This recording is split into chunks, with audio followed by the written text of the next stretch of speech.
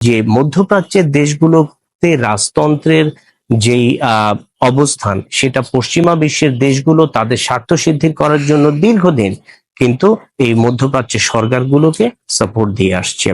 কারণ তারা তেল সহ বিভিন্ন খনিজ সম্পদ নিয়ে যখন কাজ করছে, সেটা পশ্চিমা বিশ্বের জন্য অনেক সুবিধাজনক একটা অবস্থায় থাকে এই ধরনের সরকার যদি ক্ষমতায় থাকে। এছাড়া আমরা সুয়েজ ক্যানেলের কথা জানি।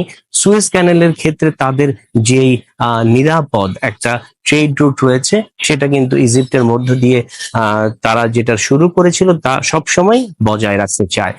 এছাড়াও হুরমুজ প্রণালী তো রয়েছে, যেটা ইরানের ক্ষেত্রে ইরানের সম্পূর্ণ নিয়ন্ত্রণ রয়েছে, এবং এই যুদ্ধের সময় আমরা দেখেছি যে ইরান হুরমুজ প্রণালী বন্ধ করে দেওয়ার ক্ষেত্রে চেষ্টা করেছে, এবং সেই ক্ষেত্রে কিন্তু বিশ্বব্যাপী বাণিজ্যের উপর একটা বিশেষ প্রভাব এসছে, এবং আমরা জানি যে প্রায় 20%-এরও বেশি তেল কিন্তু এই মাধ্যমে যায়।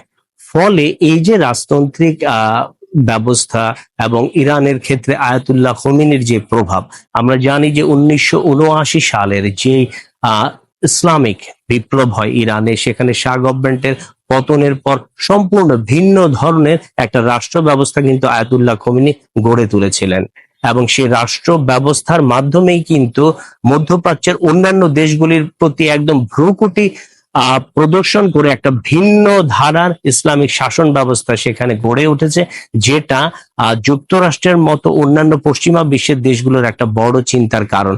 তারা ভাবছেন এই যদি অবস্থা হয়, তাহলে মধ্যপ্রাচ্যের অন্যান্য দেশও কিন্তু একই ধারায় চলতে থাকলে তাদের মধ্যপ্রাচ্যের উপর যে নিয়ন্ত্রণ, সেটা তারা হারাতে পারেন।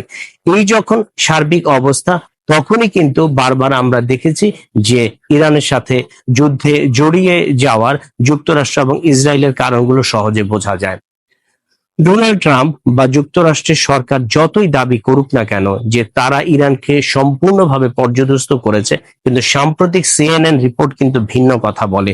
তাদের ভাষ্যমতে যে ইরানের মূল স্থাপনাগুলোর তেমন কোনো ক্ষতি সাধনই করতে পারেনি যুক্তরাষ্ট্র। কারণ আমরা জানি ফর্দ থেকে শুরু করে অন্যান্য জায়গায় যে স্থাপনাগুলো রয়েছে, সেগুলো ভূগর্ভেরও প্রায় 80 মিটার নিচে অবস্থিত। খুব উন্নত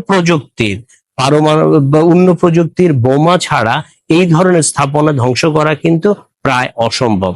যার ফলশ্রুতিতে ইরানের কিছুটা লস হলেও এখানে যুক্তরাষ্ট্র যেইভাবে চাচ্ছিল বা ইরানের সক্ষমতা সম্বন্ধে তাদের কিন্তু মোটেও ধারণা ছিল না।